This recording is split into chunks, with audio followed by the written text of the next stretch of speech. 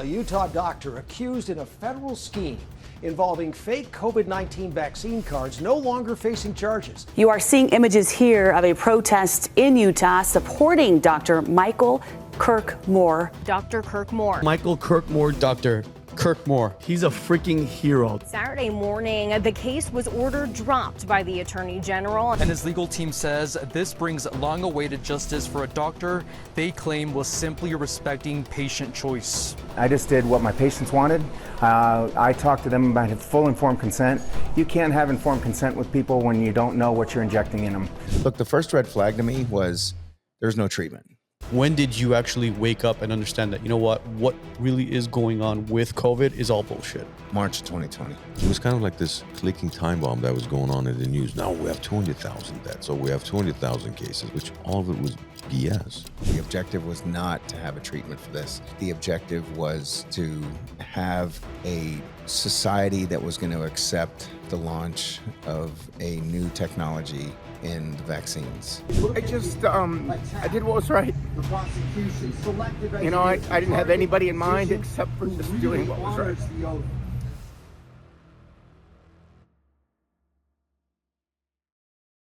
What's up, everybody? Welcome back. If you're just tuning into the WiseNuts podcast, click that subscribe button. Helps us with the algorithm. Give this podcast a like. Drop a comment down below.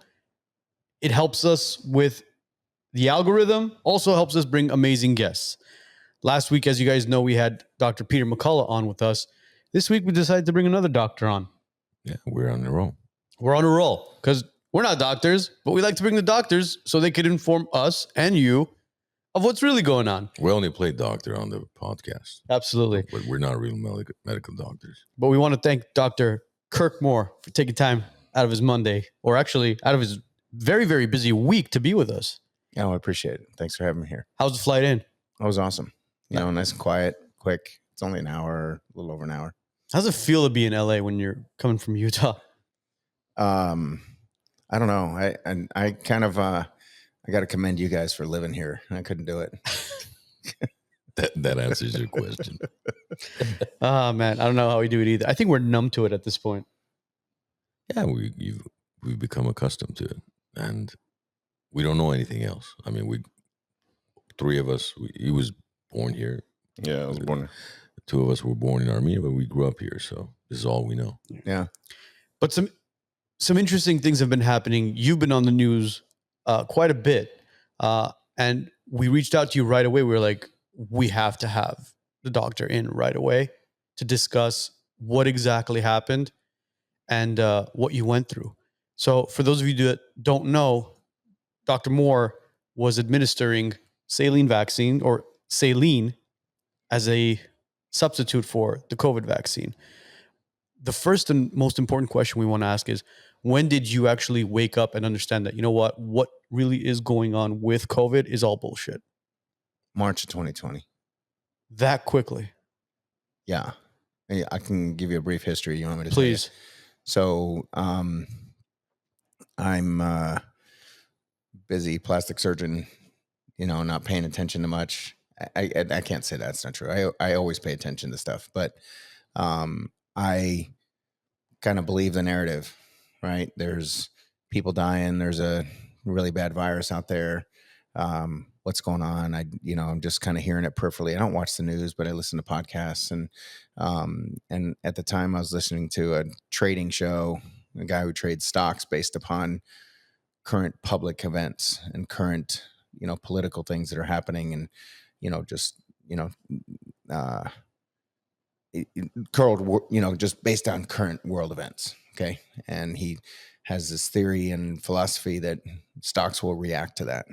So I'd listen to him, and part of it is he just gives his synopsis of the news. And so we just see all the stuff that everybody else is seeing, right? Wuhan shutting down. You see this virus coming out of nowhere. You see all these incinerator hotspots that the satellite pictures are picking up. You see people, keeling over in the streets. Then you see, just outside of Milan, Italy, in a little town called just outside of Bergamo, Italy, getting hit, and then Spain, and then, Seattle gets its first case, and then New York gets, quote unquote, kind of like under siege. But, places were shutting down.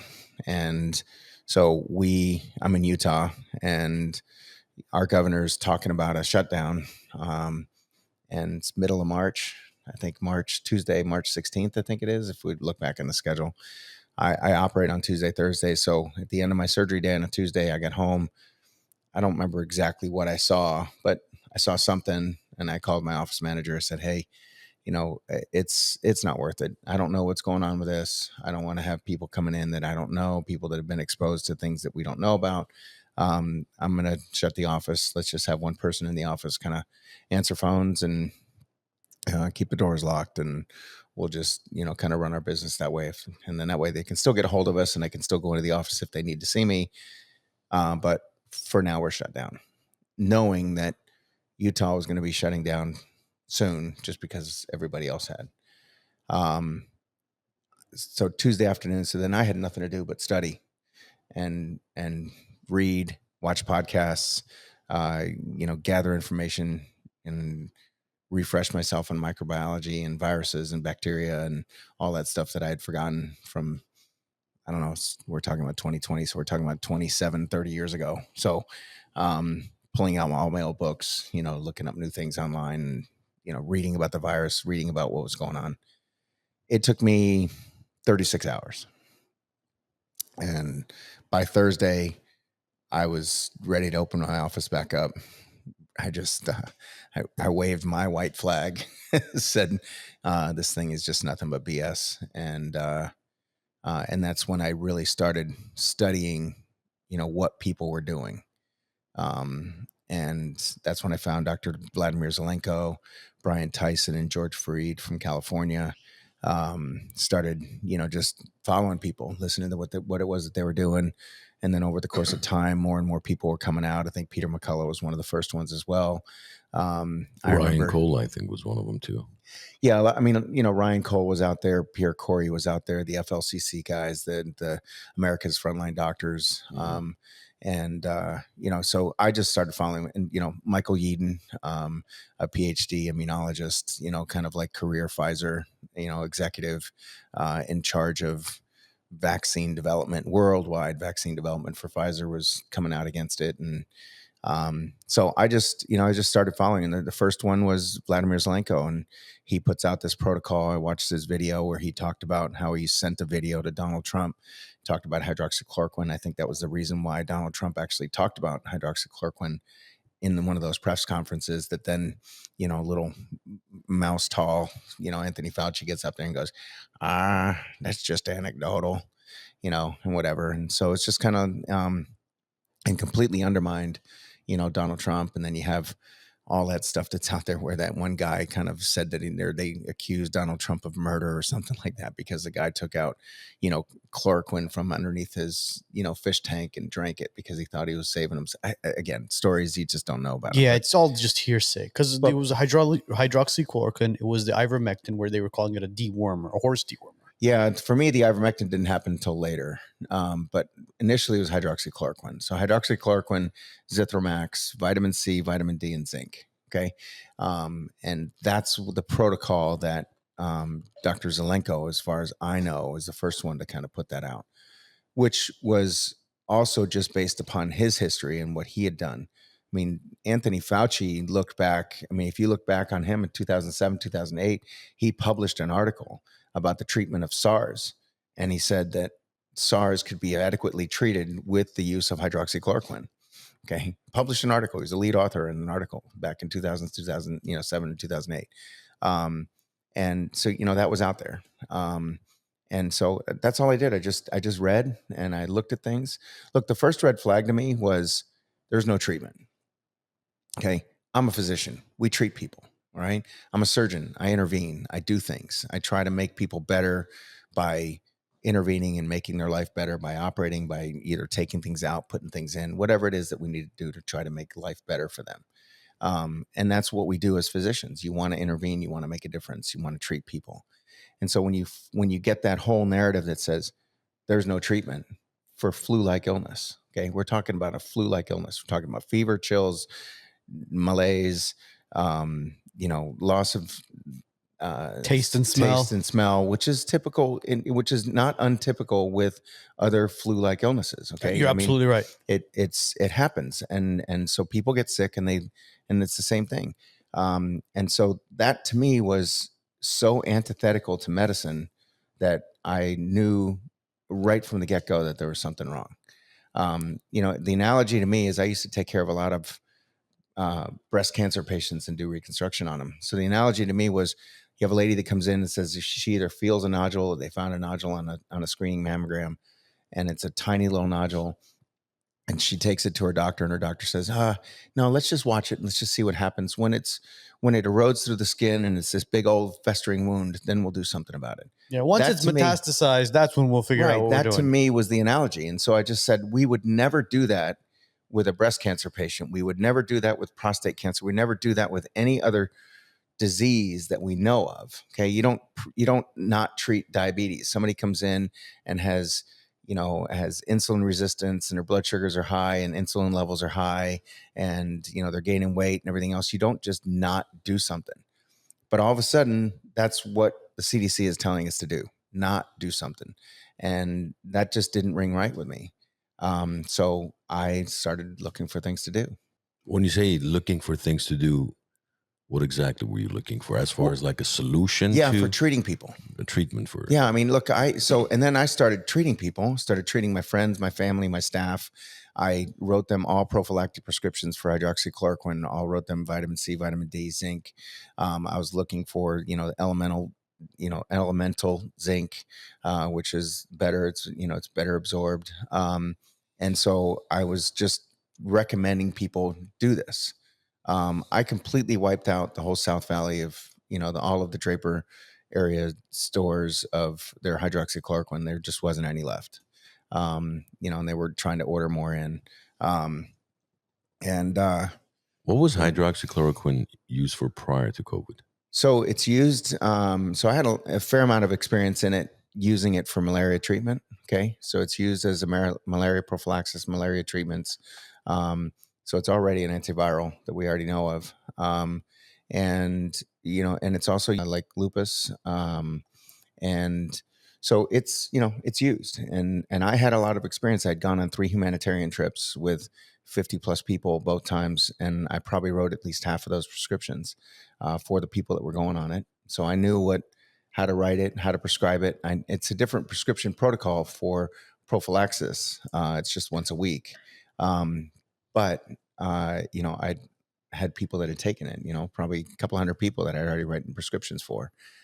So I knew how to write the prescription. I knew what the side effects were. I knew what people, were complaining about, upset stomach, those kinds of things that typically people would get.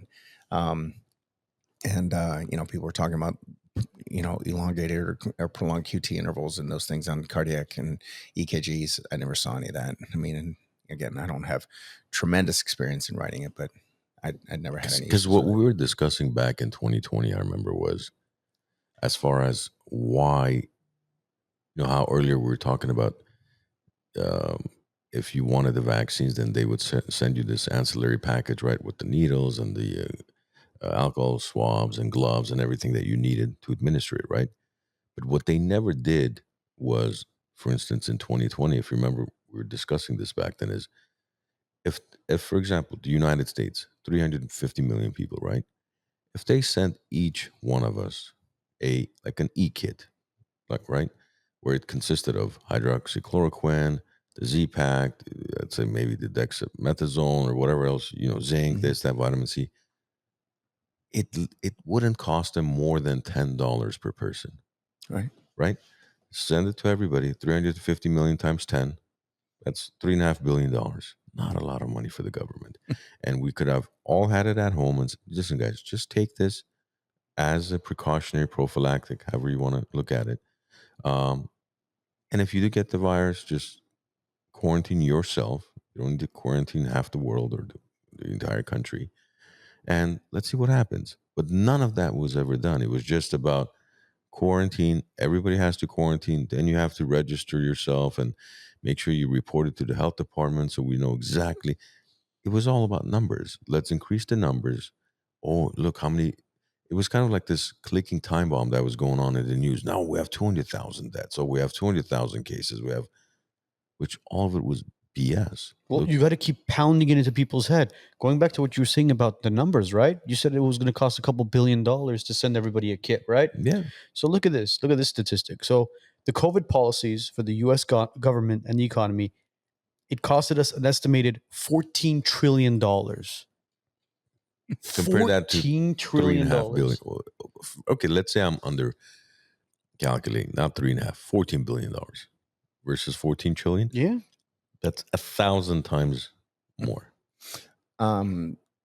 So with ivermectin, and I believe it was ivermectin. It could have been hydroxychloroquine, but the province, I don't know what they call them in India, whether it's a province or a state, but Uttar Pradesh at the time did that, and they handed out. Again, I don't remember if it was ivermectin or hydroxychloroquine. I think it was ivermectin. And they gave a kit to everybody. Mhm. And then, their health department or the people that were involved in it were going around and just handing these things out. And they had the lowest incidence of COVID of anywhere else in the world. And India, probably the cleanest country in the world, right? Right. The most sanitary. Correct. Absolutely, especially the street The vendors, street man. They're amazing, bro. You don't have to worry about getting any sort of salmonella poisoning when you're going out there. But Armand, that's the point. That's not what they were trying to do. Okay, that was not the objective. The objective was not to have a treatment for this. The objective was to have a society that was going to accept the launch of a new technology in the vaccines. COVID was invented for the vaccines, not the other way around. I love how these doctors come on and you guys are literally confirming that COVID was invented. Yeah. But the bullshit behind all of it was the media continuously saying, oh, it was a bat soup, or patient 0 was infected by, I don't know, what was it? What was one of the other things that they were mentioning? By some sort of pangolin. Yeah, penguin or whatever. A pangolin. Yeah, a pangolin or whatever it was. Pangolin and a bat got together. And, yeah, and you were like, made everybody sick. And everybody fell for it. Right. Everybody fell for it. But long and behold, this shit was in the labs years ago. Right. Years ago. Have you been involved in a car accident? Don't face the aftermath alone. Armand Grigorian is your personal injury attorney who specializes in car accidents. He'll fight for compensation that you deserve. Call Armand Grigorian now at 818-404-0333. That's 818-404-0333. Our insurance company is giving you the runaround. Stop stressing and start winning. Public Assist goes toe-to-toe with the insurance companies so you can get paid every single dollar that you deserve.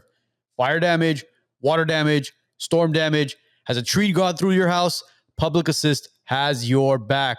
Don't wait. Call them today. 818-242-0998. 818-242-0998. Fast forward to 2021 now. So here, hold on a second. Go ahead.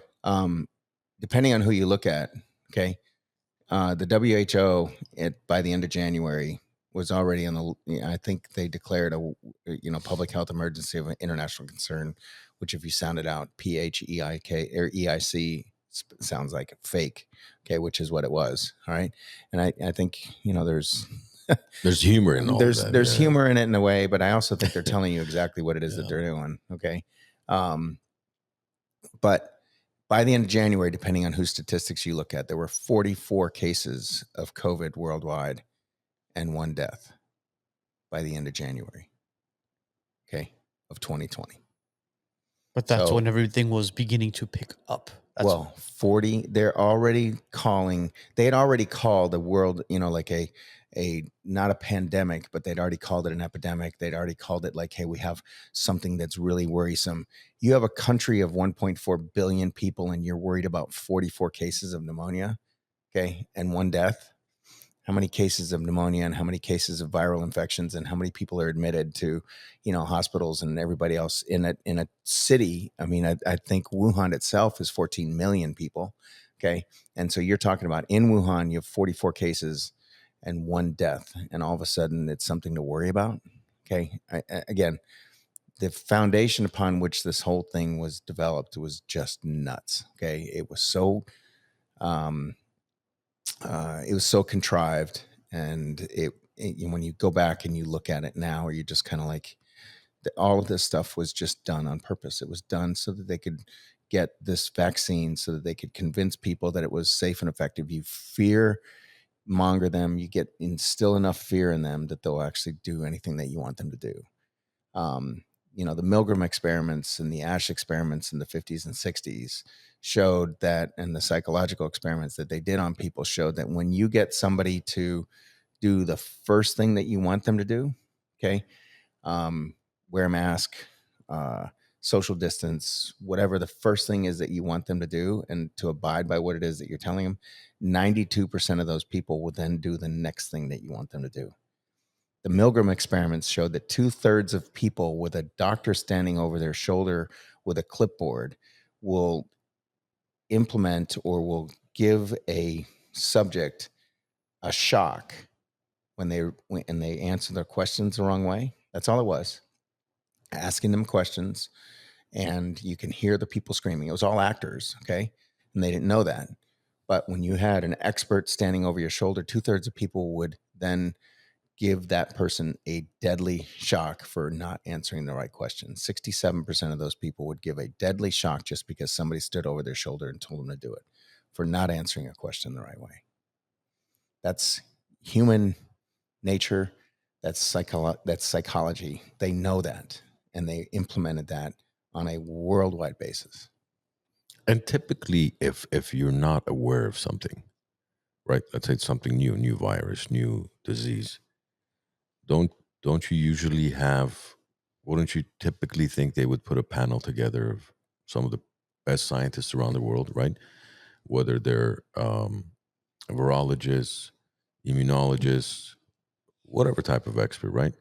Bring them together, 20, 30, 40, 50 people in a panel, sit down and try to understand, how are we going to attack this? I don't think that ever took place.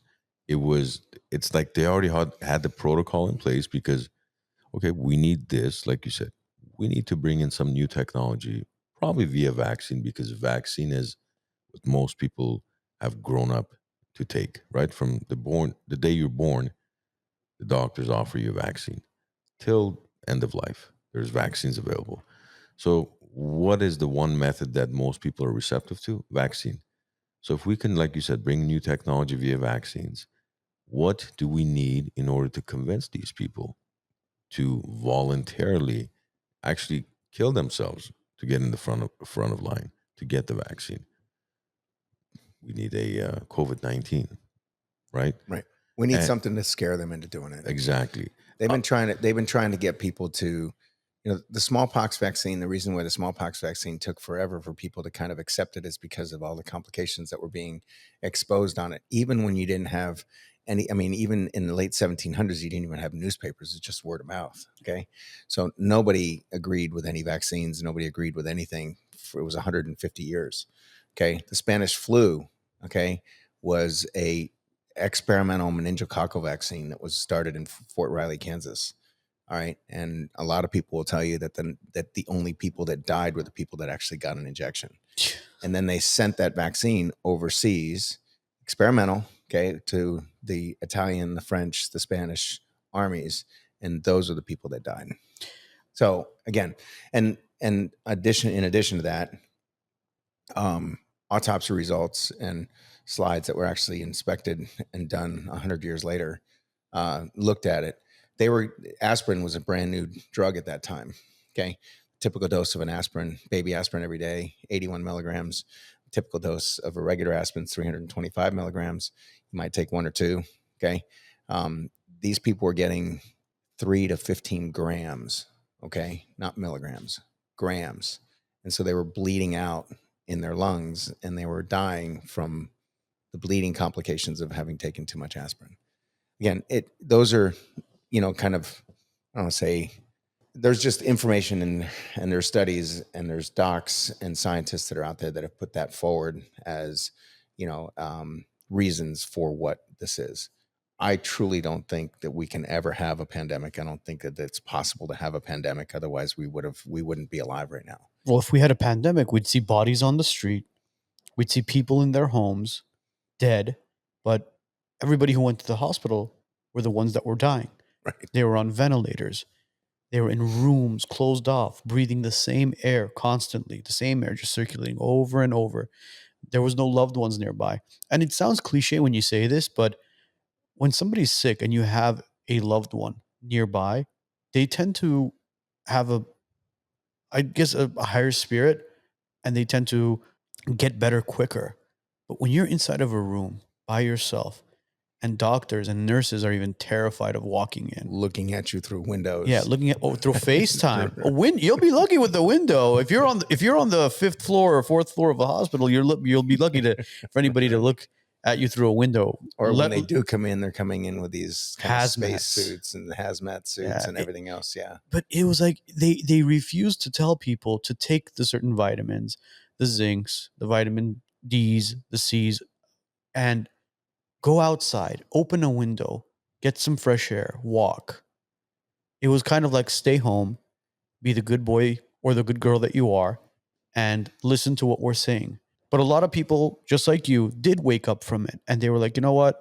This is all bullshit. I think we'll get over this. So another fear tactic that they had was the vaccines. And now people turned around and said, well, you know what? I'm not going to get vaccinated. I don't think I need it. I've got the antibodies in myself already. I survived COVID. Well, then the government turns around and says, all right, so time for plan B. Over 100,000 Americans were forced to get the vaccine in order to go to work, in order to fly in a plane, in order to go to the ball game, in order to do anything in society. You had to sit down at a restaurant. Could you imagine you had to walk into a restaurant, you had to say, welcome, reservation for 2. Fantastic. Can I see your vaccine card, please? So, and I'll tell you that's the only federal law that was broken. Okay. Was to force companies. So on both sides, the only federal law that was broken in all of this was to ask people what their private medical history is. And the second thing is to require them to disclose that to you. It's this thing called HIPAA, right? Correct. Yeah. So that is actually a federal law that was broken in this case. Requiring me to give somebody a vaccine was never a law, ever. CDC, FDA, they are advisory agencies to the government. They do not make law. They can't legislate. There were never any laws that passed this. These were recommendations that the CDC's charter says that it is an advisory agency only. So even when it gives something or tells something or puts out something, it's actually a recommendation. And the problem is that what's happened over the last 50, 60, 70 years since the CDC was kind of put together or kind of like coalesced, was founded as an organization from the public health services of the early 1900s. I believe it was 1946. I should probably look it up. I've said this a few times. But they were founded as an advisory agency, and that's what their charter says. Okay. But what's happened over the last 70 years is that they have gotten to the point where anything that they say, the 64 jurisdictions that fall under their recommendations, just take what they say as law and they institute. Oh, we need a new vaccine. Okay, well then we'll just put it in. Oh, well, we need to do this, or you need to take hydroxychloroquine, you need to pull it off the market, and so that's what's happened is they've taken this advisory position only and put it into kind of more of a statutory legislative position, which is completely erroneous. So as the vaccines are rolling out, majority of Americans are getting the vaccine because they want to go to work, they want to travel, and they want to be able to enjoy life, quote unquote. What was going on at your clinic? What was going on in your mind as far as understanding that, all right, you know what? I'm not going to be administering these vaccines, but I'm going to help my community and the people around me in order for them to continue to go to work, continue to travel, and continue to enjoy life without taking the jab. Yeah. Well, initially I wasn't going to do anything. I don't like vaccines. My daughter's only partially vaccinated. My son's not vaccinated. I haven't had a vaccine. I had one vaccine in the early 20 teens. It was a yellow fever shot because it was an absolute requirement for me to go to Africa on these humanitarian trips. I even tried to bribe the nurse to not give it to me, and she wouldn't have it. And I figured, well, it's just one shot. I'll probably be okay. I'm 50 some odd years old. It's, not a big deal. But and I was continuing to treat people and take care of them, through all of their illnesses and, and everything else. At this point, I'd probably taken care of 600, 800,000 patients, just from COVID. Okay. And so I was happy to just recommend people not get the vaccine. Just like, Armand and I were talking about this earlier, like, don't get it. I don't think it's a good thing for you. I'm not going to get it, whatever. And so that's what I was happy to do. Were you getting pushback from people? Well, no, I mean, I wasn't getting pushback from, if they were asking for my opinion, then I'm going to give them my opinion. Okay. And so, the only time I got pushback was later after the vaccines were mandated. So I got some pushback from some patients because I wouldn't operate on people that had had a vaccine within 90 days. I didn't know what it was going to do. I was seeing a lot of complications. I had staff and patients of mine who had been vaccinated, who had not had surgery or had not had anything happen to them for years, 2, 3, 4 years. And, and their incisions were coming open, just spontaneously. Their scars would break down, their incisions would come open, and it would take them, weeks to months for this to heal. So I didn't know what it was doing. I didn't know what, nobody knew what was in these vaccines. Okay. It's so fascinating. You were doing the complete opposite of what a lot of these other doctors were doing. You would go in for any sort of surgery, whether it was cosmetic or life-threatening surgeries that needed to be taking place. And these doctors would ask you, well, are you vaccinated? And if you weren't vaccinated, they wouldn't do the surgery on you. You did the complete opposite. Right. And that's the pushback that I got. I have a fair number of patients that would come to me from out of state. And initially that wasn't part of our questionnaire. And so I remember one lady coming from Las Vegas, and she'd had their COVID shot like 4 days prior to that. And I just told her, I'm not operating on you. I'll operate on you here in 4 months, but I'm not operating on you now. And, and she just lost it, was, saying that I didn't tell her that, and I needed to give her her money back, and, whatever. And, I didn't have any science behind that, but I just knew what I was seeing. And the last thing I wanted to do was operate on somebody when I was having people having wound complications and healing complications. I didn't know if it went beyond that. I mean, I'd heard stories. I mean, we're talking, this is mid 21. Okay. So I'd heard stories already of people that have been vaccinated that, like I said, their wounds had come open. And so I was just kind of, in a sense, winging it, just, but this was what I was seeing. So I wasn't willing to kind of put people at risk for doing that. Where things changed for me, other than just not recommending things to people, was when they started mandating it. And the big one was kids going to college in the fall, kids trying to enroll in college in the summer. They were mandating it. In other words, you couldn't go to school. You couldn't even do online school if you didn't have a COVID vaccine. My daughter was starting college.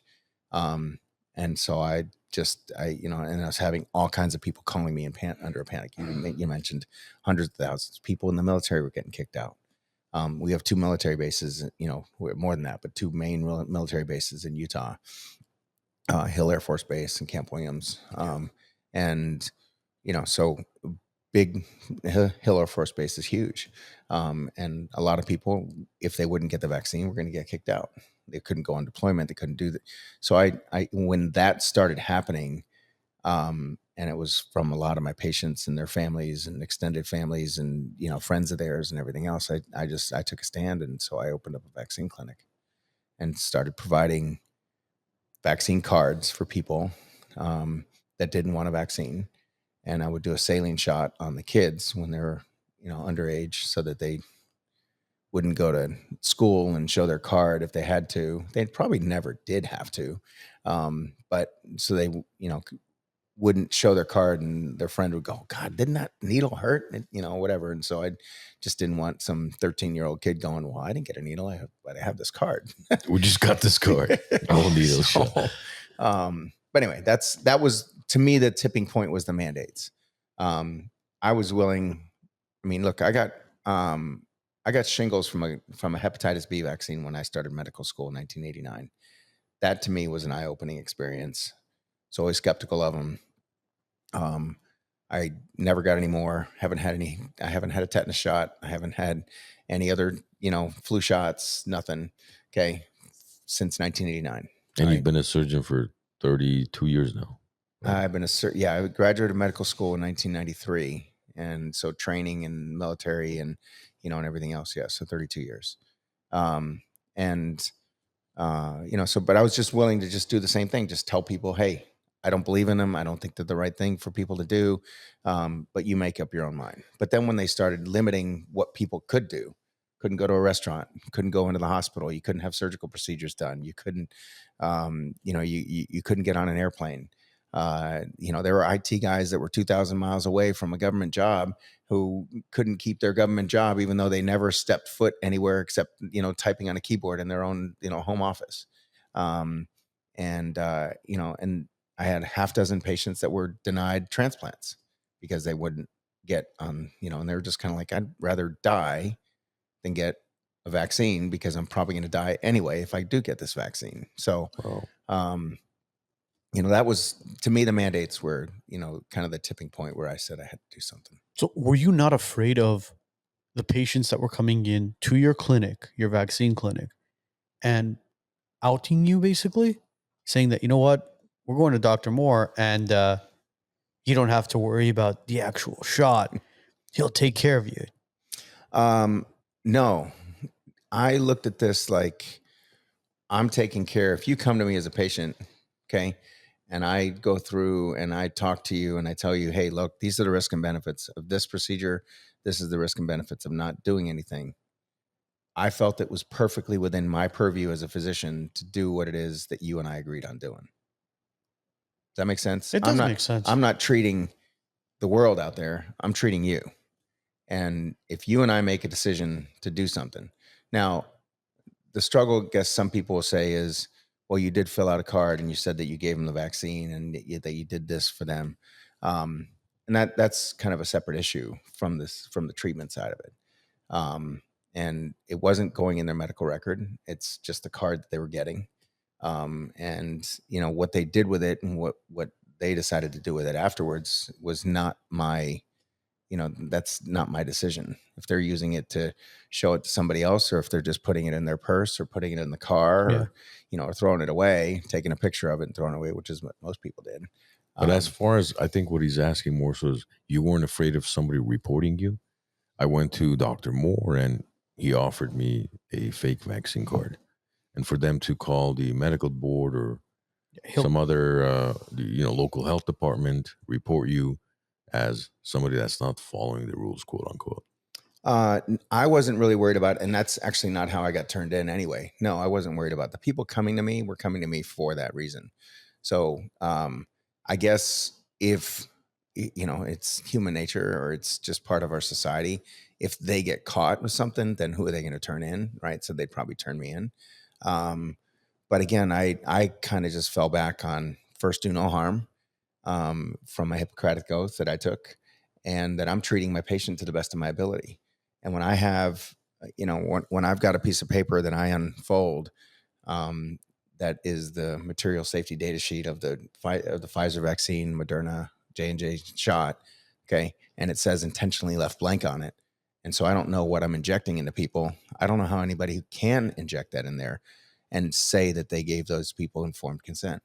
If you don't know what is in the product and what's there, how do you know what you're putting into that person's body?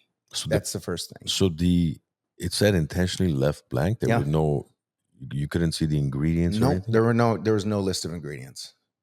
And actually, I think even now when you look at it, the list of ingredients is certainly, there's no molecular structure. So you don't know what it looks like.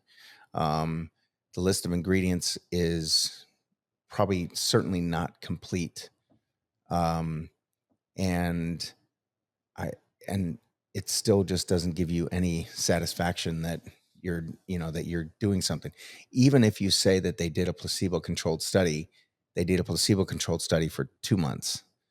And during that 2 months, and you talked to Brooke Jackson about, what that study was like, because she was the supervisor of like 3 or 4 of these vaccine clinics in Texas.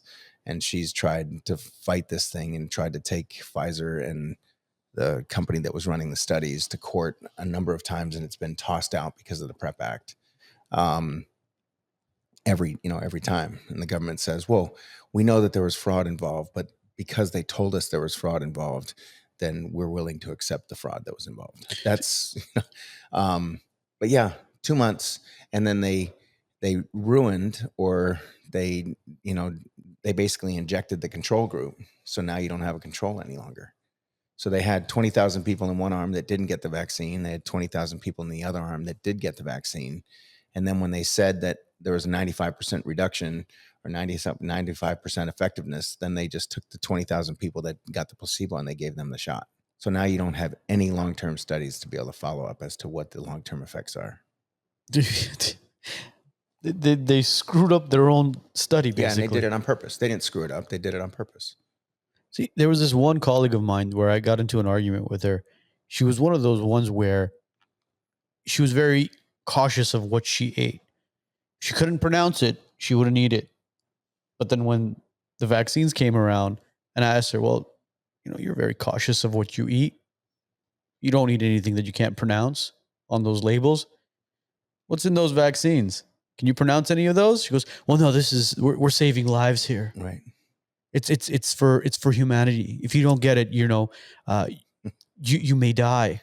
Right. And well, you're getting it. You're saving lives. Right. And then that lady, Stephanie Small, or whatever her name is, out of Ireland, who is the Pfizer, second in charge of Pfizer for all of the EU, gets questioned at the EU Commission. And she says, we were moving at the speed of science. Of course, we weren't able to follow whether it was transmitted, whether it was transmissible or not.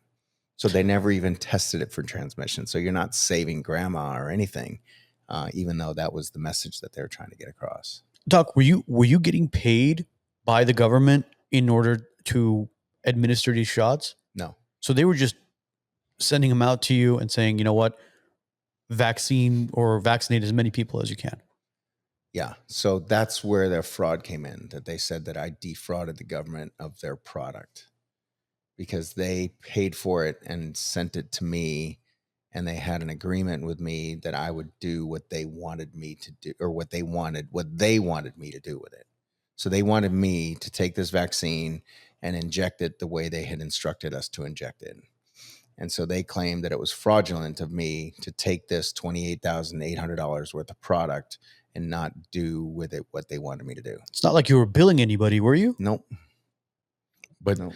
So no doctor ever got paid for administering the vaccines? No, you can get an administration fee if you charge the insurance companies, but you can't charge for the vaccine.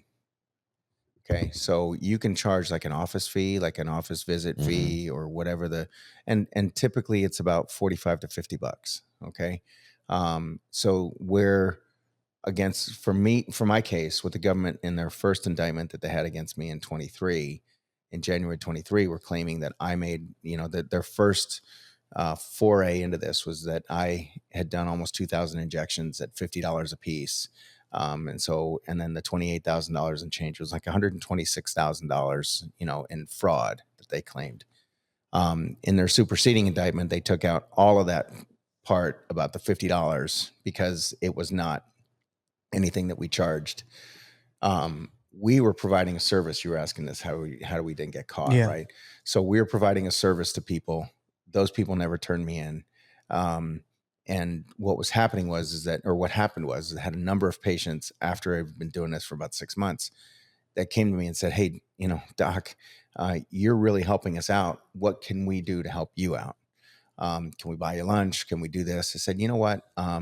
There's an organization in Utah which is helping to pass laws so that this will never be mandated in the state of Utah again. and that it actually becomes a crime if we do that. And they're trying to push laws for medical freedom. They're trying to push laws for allowing for vaccine exemptions and those kinds of things. And we were successful in doing that in the state of Utah. I'm not saying that that organization was purely responsible for it, but we were successful in Utah in terms of trying to do that. And so what I asked them to do was, if I don't want your money, okay, I'm not going to take your money. And, but if you feel like it and you feel that it's an appropriate thing, why don't you donate to this? And we gave them a QR code that was linked to a donation site for them to, donate vaccines or donate $50 for their vaccines that they were coming to the office for. So your vaccine clinic was basically pro bono. Yeah. Were you still performing plastic surgeries Yeah. at the time at your other office? Yeah. Okay. And all my treatments for COVID were pro bono too. I didn't charge anybody. I had one patient that we were doing IV treatments on, and we did them 12 hours apart for 5 or 6 days. And she demanded that she pay for at least the product that we gave her. What was the IV treatment? The monoclonal? So we were doing, for a while there, I couldn't get monoclonals, and, but I was just doing IV steroids. So I was doing high dose per the FLCCC, original FLCCC protocol, which called for 120 milligrams of solumedrol every 12 hours. And so I was having a nurse come in early in the morning and a nurse come in, 12 hours later and do that. And I did that for one patient in the office. Otherwise, I was doing it at home, at their homes. I would usually try to find somebody that would take care of this for them at their house. And so I had one patient that had to come into the office because she just didn't have anybody. And so she said, look, I can't make you cover the cost for this. Because what was also happening is, as we were using these, hydroxychloroquine went off the market for over a year. Okay. And it went off the market at like 3 cents a pill. And it came back on the market at like $10 a pill. Okay. And so I was covering the cost initially on some of that stuff. And then solumedrol was the same way. Solumedrol is a medication that we would use ubiquitously, because anybody who's on any kind of steroids or anything else, you'd use a dose of solumedrol before surgery and carry on a dose, just because if they're on chronic steroids, you need to make sure that, you don't overload them and you kind of subsidize or help their stress response. But that medication kind of quadrupled in price too. Over the period of time. So that was the only patient that ever paid me for anything. I think some people probably brought in lunch for us occasionally. They bring in 5 or 6 Subway sandwiches or something, or go down to Vessel Kitchen. Sorry, I'm probably not supposed to advertise for people, but they would pick up lunch and bring it, some tacos or something. Yeah. Are you looking for a place to kick back and celebrate? Well, the Glen Arden Club has got you covered. Upstairs, you got a private lounge with a cigar room. Downstairs, you got the Moose Den, where you can have cocktails and private events. Hey, are you even hungry? They got an outside pizzeria serving one of the best pizzas in town. If you're interested in becoming a member with the Glen Arden Club or booking an event, contact the WiseNuts. We'll connect you to the boys at the Glen Arden, and you could become a member here or host your next gathering. Then how do you end up getting caught? How do you get arrested for all of this if none of your patients were ratting you out? So I think it came from California. Really? Oh, great. A patient from California? So there's a big, obviously Utah is a big Mormon community, and there's a lot of Mormons in California too. So there's a big family connection. I don't know for sure. Okay, but I just wanted to say it's a hunch, basically. I just wanted to rub it in with you guys. Nice jab at the Californians. Yeah, our state taxes aren't enough. But I think there was a lady that was so anti-vax, and she had told her HR department that she would, rather quit or get fired or never work again than get a COVID shot. And she found out through some family or friends or something that what we were doing, and she came to me, got a COVID card, and went back to her HR department. And then the HR department called the Utah Health Department and said, this lady here, there's no way that she got a COVID shot. You need to look into this organization. We think that they're doing something nefarious. So that's how it started. Always goes back to the HR, huh? Always goes back to California. So fast forward now, the indictment comes down accusing you of falsifying COVID vaccines. and COVID cards. What was your first initial reaction to this? I'm going to fight it. And, you know, just like I was saying earlier, I didn't feel like I'd done anything wrong. And I didn't think that, you know, they're accusing me of fraud. Fraud requires intent. So they have to prove that my intent was to steal money from the government. And did they come to your clinic and arrest you, or did they come to your home and arrest you? So they came to my clinic and they served us with a search warrant for my phone and my office manager's phone on January 11th. We never got served. We never got arrested. I found out that we actually had been indicted through an email that I got from a reputation restoration company saying, hey, here's an article that speaks very poorly of you. We can help restore your reputation if you let us help you. And it was an article from heavy.com talking about the indictment that had just come down on January 11th. But it says you spent over a month in jail. I did. That was later. What was that for? I sent a text message to two of my co-defendants saying, hey, we have a hearing tomorrow. I'd like to make sure that you know about the hearing and you should bring your attorneys.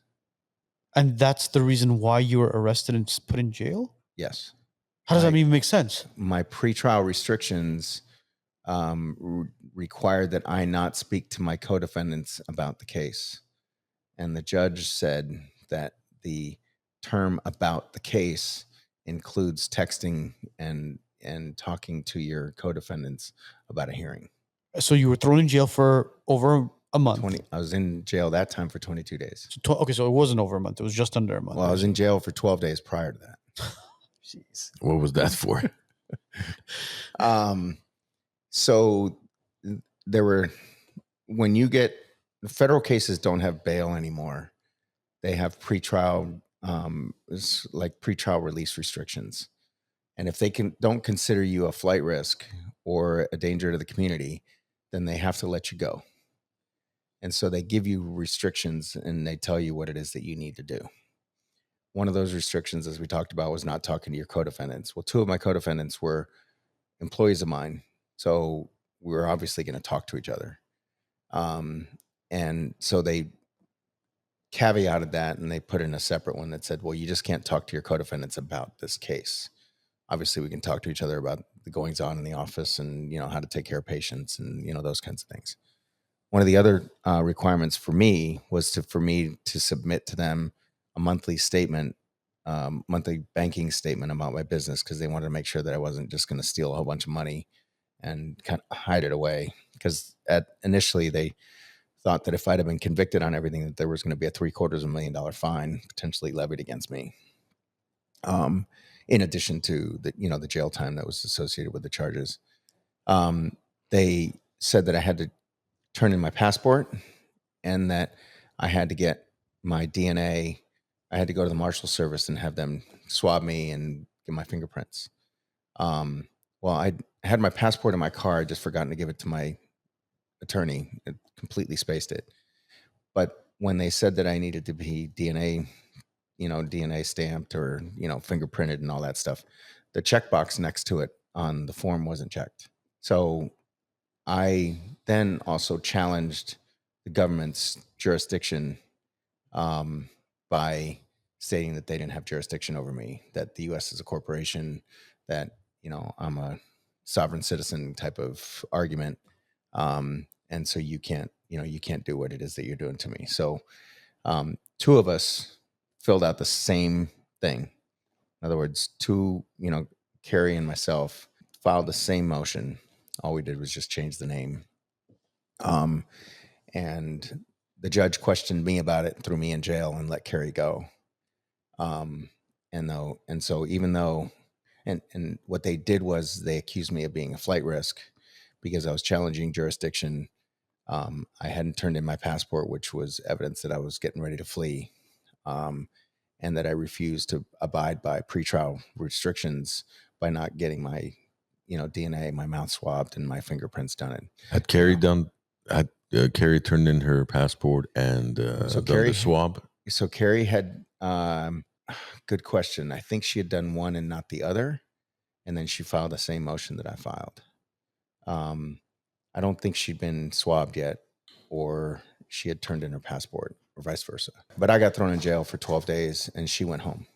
And then the second time around, so Joe, just a second. So then the second time around, Chris and I got arrested, okay, for doing the same thing, for texting each other, and she got sent home, and I got thrown in jail for 22 days. So I was the target, and it was obvious that they were coming after me. Doctor, how'd they monitor your text messages? How'd they know that you were sending text messages back and forth regarding what you weren't supposed to be sending text messages about? So that's when Carrie, my now ex office manager, she turned me in over that. Oh, shoot. You know, it's, I talked to another guy who was under federal indictment over a Medicare fraud case. Not a doctor. He owned actually, he was here in California as well. Sorry, guys. There's no healthcare fraud in California. But he was accused of healthcare fraud, and and he was saying that they had 3 or 4 of his employees and everything else, and eventually they all kind of took a plea and and testified against him. I was about to ask you, did Carrie take a plea deal? So Carrie did. She took a plea deal. So here's the deal, right? They wanted to put me in jail for up to 35 years. Okay. Never offered me a plea deal ever. Not that I would have taken it, but never offered me a plea deal. But they wanted to put me in jail for up to 35 years. They gave Carrie a class A or B misdemeanor. I think it was even a B misdemeanor for fraudulently filling out a single COVID card. That's it. One card. That's it. One card. One charge of altering or falsifying a government, document. That's it. It was a class A or a single charge of a class A or class B misdemeanor. So yeah, so they were going to put, again, who's the target, right? They were coming after me for 35 years to do this when they let other people off. The same prosecutor in my case was the lead prosecutor on another case where there were 2 people, a guy from New York and a guy from Utah, that I keep saying this. They went to Kinko's, and then somebody said to me the other day, I don't think Kinko's still exists. But anyway, went and made fake COVID cards, literally made fake COVID cards.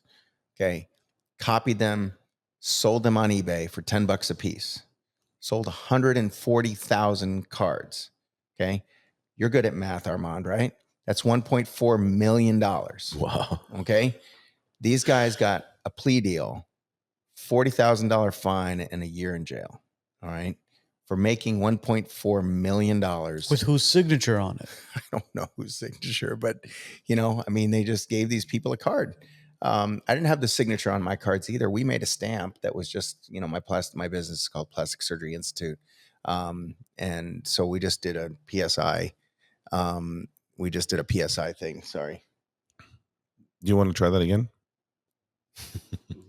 Sorry. I don't know. That was an important phone call that I'll have to just call back. No, if you want. Do you want to take it? No, Take it. no, we're okay. I can't even see who. I didn't even see who it was. It was actually the Surgeon General of the state of Florida. You want to take it live on the air? Live on the air? It's too late now. Well, technically in California, we can't record a conversation. Well, you phone call. you could always announce it, unless you tell them that the phone call is being recorded, right, or monitored for quality. That would have been funny. But so at this point, are you on any sort of like house arrest, or no? What's going on? Are you still practicing? So after that, yeah, I'm still practicing. And so you're doing surgeries, you're doing all that stuff while I practiced the whole time, because this is the interesting thing, right?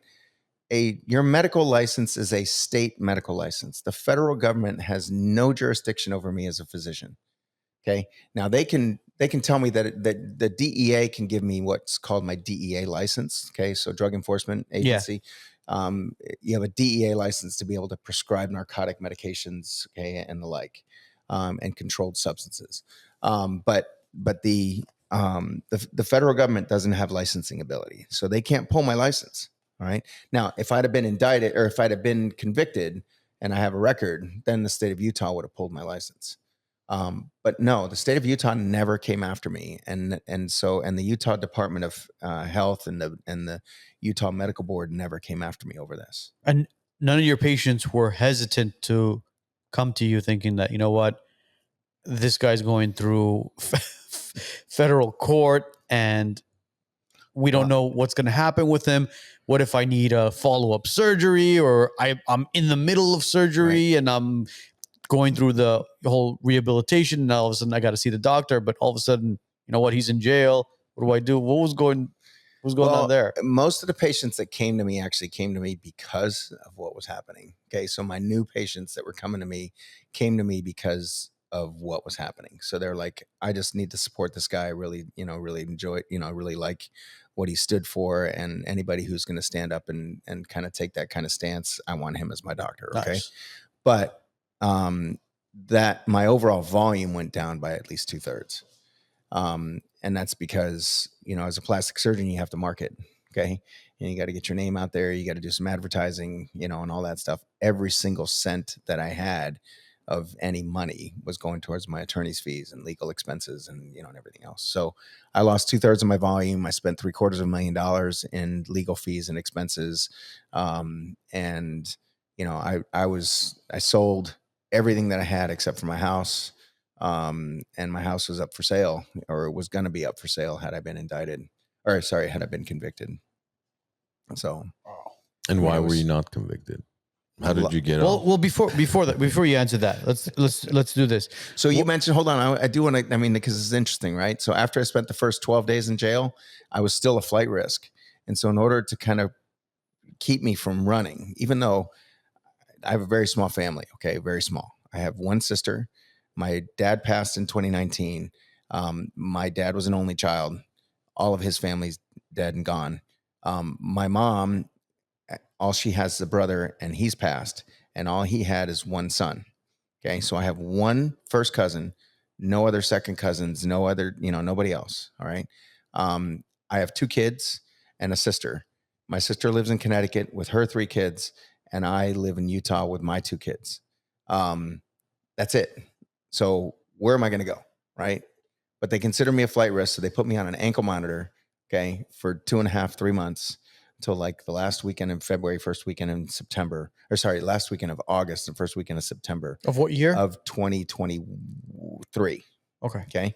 So I got out of jail on June 7th, after my 12 days in jail that I spent for the first violation. And I was on ankle monitor for the next 2.5 months.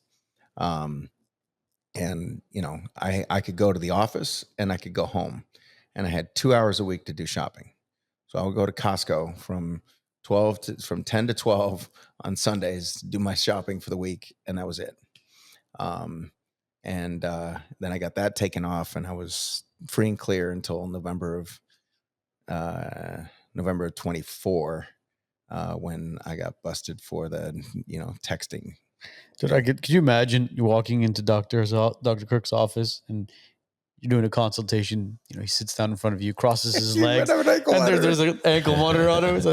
So what are we doing today, sweetheart? It's a fitness monitor. I'm monitoring my heart rate and blood pressure. Heart rate and blood oxygen. I was not embarrassed about telling people what it was. Oh no, of course not. You can't be. At that point, you were saving people's lives. There's nothing to be embarrassed about. So before you answer Armand's question, this kind of ties in together. How many felonies were you accused of? So I was accused of, the first time I was accused of 3 felonies. And then in January of 25, they added another charge. So I was accused of fraud, conspiracy to commit fraud, counterfeiting. And then in January of 25, they added a charge of destruction of government property and evidence tampering. That's what added an additional 20 years to my sentence. That additional charge in January of 25. And that was when I told you Carrie turned us in, said I'd communicated with them, and that I had told her. So in addition to texting, which is what they, said that I did, and I don't deny it, I did. But in addition to that, she also said that I told her to destroy all of the vaccines that we had in the office. And so she told the government that. So the government said, well, we could have used those as evidence. And now, we're going to add a charge of, destruction of government property or evidence tampering. Have you been involved in a car accident? Don't face the aftermath alone. Armand Grigorian is your personal injury attorney who specializes in car accidents.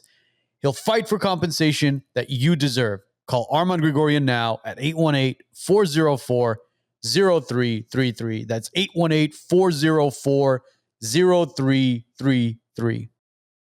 So the actual vaccines that were coming in, what were you doing with them? Until the trial happened, I didn't know because I never took delivery of them. It was always my office manager that would take delivery of them.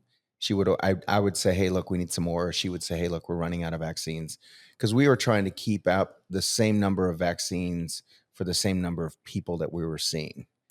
And so she would order them and she would take delivery on them. And the only time I would know what I would know anything was if she would say, hey, look, I tried ordering some. We're not going to get it for a few more days because I need to upload some more information to the Utah State Information, Immunization Information Service. So that was the only time.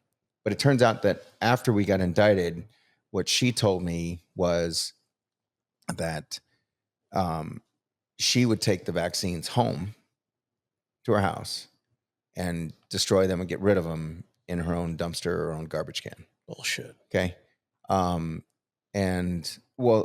don't know that that's not true. I actually think that is what she was doing, and the reason I found out about that is because the prosecution had interviewed some of my employees and ex-employees. And one of my employees in her interview said that she had a daughter that was special needs, and she didn't agree with what it was that we were doing with the vaccines. And she thought that her daughter deserved to have a vaccine. And so against our wishes, she went and got a dose of the vaccine and gave it to her daughter herself. Okay. And when we read that as part of the discovery, I was talking to Carrie about it, and Carrie said, bullshit. There's no way that she did that. And I said, well, why not? She could have just gone upstairs to the freezer and gotten them out of the fridge that's up there. She goes, there was never any vaccine in that freezer. The vaccine always stayed with me and I took them home. So there was never any vaccine in the office. And I looked at her and she said, yeah, Kirk, I didn't want anybody to make a mistake and actually have a vial of a vaccine in the room and then think that they were injecting saline and actually inject the vaccine. So I just completely eliminated that possibility by never having any of the vaccine here in the office at all. And how were you not aware of that? Because if I'm the physician, it's my office. From my understanding, when the vaccines are sent to you, right, they're registered, they're serial numbers that's registered to your clinic now, that it's been delivered to you, which means you're responsible for the distribution, whatever happens to it. How come you weren't aware as far as what your office manager was doing with it? You never said, well, where are all these vaccines that we're ordering? Are we we disposing it, or are you guys selling it in the black market? You never asked them? Nope. It really didn't matter to me. We were seeing 45 to 60 patients a week for the vaccine stuff. I mean, we take deliveries on all kinds of stuff every single day. All of my medical supplies, we take deliveries on Botox and filler and implants and all that stuff. And so everybody in the office has their job on what it is that they're, responsible for doing. And I just take them at their word that they're doing their job. And I truly thought that we were getting the vaccines delivered to the office. And they were going into the freezer upstairs. And then when the expiration date was over and done with, that they were just being thrown out. I never even questioned it. Didn't care to know. It didn't matter to me. My goal was to have enough vaccines in the office to offset the number of people that we were seeing. I didn't want to have, us seeing 5,000 patients and only having ordered 200 vaccine doses. Yeah, you have 600 vaccines and an influx of like 6,000 patients. It would completely be off. But see, I'm curious to ask Carrie. You took a plea deal, Carrie. What'd you do with those vaccines? What'd you do with those vaccines, Carrie? Tell us the truth. Well, at trial, she said that all of the vaccines were at her house when I told her to get rid of them. So that's where she was trying to make the argument that, she told me that she had all of the vaccines in her house at her freezer, all 20 vials or 10, 15, whatever number she had. and that I told her to get rid of them. And so she was trying to make a point that, I was, evidence tampering by telling her to do that. That's what she was trying to tell me. So she kept them. She didn't actually destroy them. That's what she said until I told her to destroy them. And then by me telling her to destroy them, that was destruction of government property and evidence tampering. The interesting thing is, the last delivery that I took of any vaccine was September of 2022. Okay. I was indicted in January of 2023. The expiration date on that last vial of vaccine that I had was September 27th. Okay. And by law, I'm required to dispose of the vaccines when they're expired.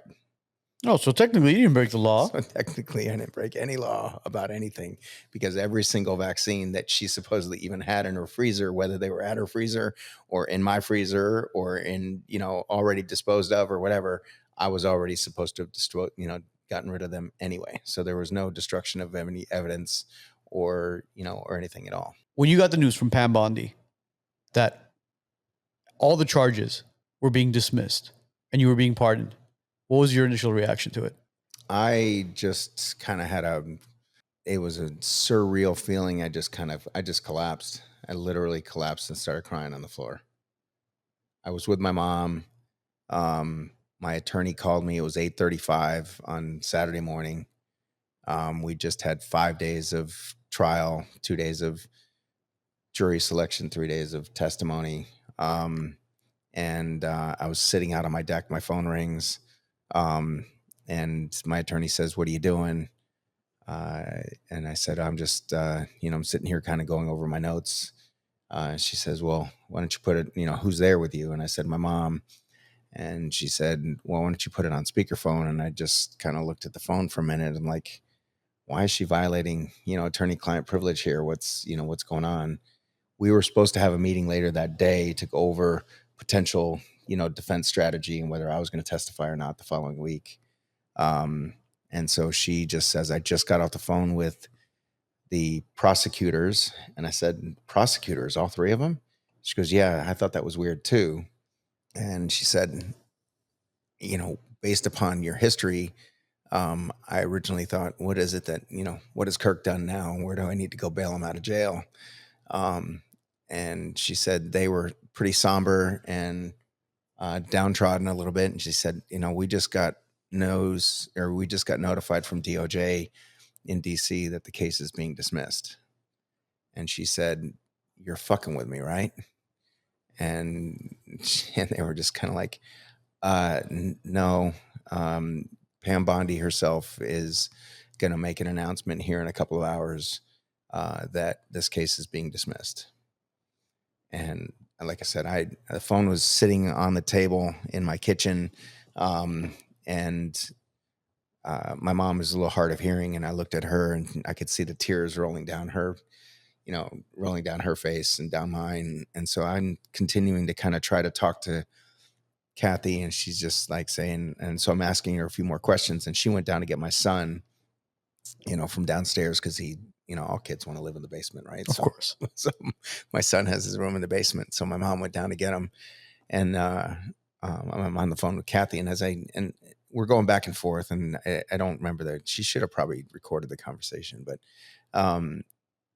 anyway, we were going back and forth. And one of the things that I remember she said, right as I'm looking at the steps as my son is coming up, and she says, "Hey, Kirk, until it's formally announced, let's kind of keep it a little on the quiet side." And I see my son, walking up, texting on his phone. He's already posting it on Instagram. Well, mind you, this is the boy that put out a video of you that went super viral. It did. And it brings tears to my eyes every time. I've been on some podcasts where some people have played that. And literally takes me a couple of minutes to recover from it, because you just, it makes you so emotional. Your son should never be the person that's out there having to defend his dad, right? It just gives you that. I'm super proud of my son. Don't get me wrong. I'm not saying that. But that speech, he had two speeches. He had one on Monday and one on Friday. And the one on Friday has like 1.7 million views on X. And by the way, they canceled his account too. Oh, of course they did. Why would they keep it up? There's no point of keeping that. X canceled it? Yeah. Elon Musk? Really? Are you listening, buddy? Right. See, what is your... And that's, I mean, he didn't even post the video. He wasn't even, I don't even think he didn't have an X account until that week. So it's not like he was a controversial guy. But he created an X account after those videos went up, because the guy who filmed those videos is Ed Zoll from the Died Suddenly movie. Ed and Matt, and they put the video up, and so they asked him to create an account just so that they could kind of, you know, tag him in it and everything else, and kind of give him a following. My son doesn't know how to use X. I mean, just like I don't know how to use Snapchat, but and anyway, he was walking up the steps and he's texting, and I hear Kathy say that, and I go, Kathy, I think it might be a little late. And literally, you know, I get on my X account like a couple of minutes later, and it's just blown up already. So already. See, with your case, what does this all tell you as far as the balance between government power and medical freedom? I'd like to think that we're winning that battle, and that this was a significant win for us. Okay. But I don't know. It took an awful lot of work on our part, and it took some really significant negative publicity for the administration to actually make this happen. I truly thought that when Donald Trump was inaugurated and he was sworn in, and he created the weaponization work group, which was mainly going after the January 6th guys that were, you know, falsely charged and, you know, and thrown in jail. And a lot of those guys actually ended up committing suicide and everything else just for being on the Capitol grounds, and having their charges enhanced by a terrorism charge and everything else. When that weaponization work group was created, and Pam Bondi reiterated it like within a day or two of her being sworn in, and having put this committee together with the people on the committee that were supposed to kind of review all these cases. I truly thought that my case was going to go away. We actually got turned down by that weaponization work group. We kind of ran it up the flagpole in March, April, and we got notified in April that the DOJ in Washington, D.C. wasn't going to intervene. When all the publicity happened during that week of my trial, and those 2 speeches from my son, and the speeches from Shannon Joy, and the speeches from some of that Utah representatives that were there, and, you know, a really good friend of mine, Jason Preston, and everybody else, and all the discussion that they had, and the number of people that were on the steps, and how they kind of blew this whole thing up, and getting Marjorie Taylor Greene's, you know, getting her attention, and Thomas Massey's attention, and Senator Mike Lee's attention, and what ended up kind of, I think, leading to Pam Bondi dismissing the case. You know, prior to that, I really had, I don't want to say no hope. I just didn't understand how it is that, what it was that we were trying to hold the line on, why it is that, you know, that my case was still going forward. There was a guy by the name of Dr. Eitan Haim who was accused of, he was a whistleblower, and he blew the whistle on Texas Children's Hospital in Houston for continuing to do transgender surgeries, even though the state had told him that they're not allowed to do it anymore. And he was on rotation there as a trauma surgeon, and as a transplant guy, and he had access to their charts, legitimate access. I mean, these were patients of his. But even so, even with him de-identifying who the patients were that he was referring to, the federal government went after him over what we were talking about earlier about HIPAA violations, and they filed charges against him. Well, 4 days after Trump was inaugurated, his charges got dismissed. And I swore that my case was next. It's all they needed to do was just find out about my case, and they were going to dismiss it. That was January 24th, you know, and my case, July 7th, was still going to trial. I'm, you know, the long answer to your question, but I still don't know where we are in the whole.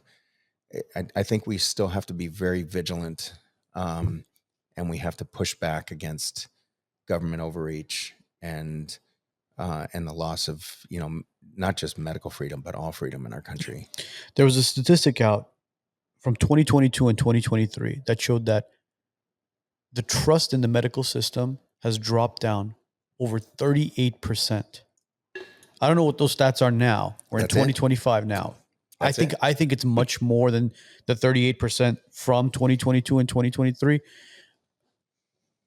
I don't think we'll ever be able to recover from trusting certain doctors and certain government officials ever again. Especially with social media now, everybody's out there doing their homework. And I'm so proud of a lot of these people doing their homework, doing their due diligence, finding out what the truth really is and what these corrupt doctors, government officials are really up to. Whose best interest do they really have? Not ours. There you go. I live by the motto that only you look out for you. Okay? Nobody's looking out for you. So you have to look out for what's in your best interest and the best interest of your family, because nobody else is going to do that. And we have a very apathetic society right now that believes that, in large measure, the government is looking out for us and the government is doing what's best for us.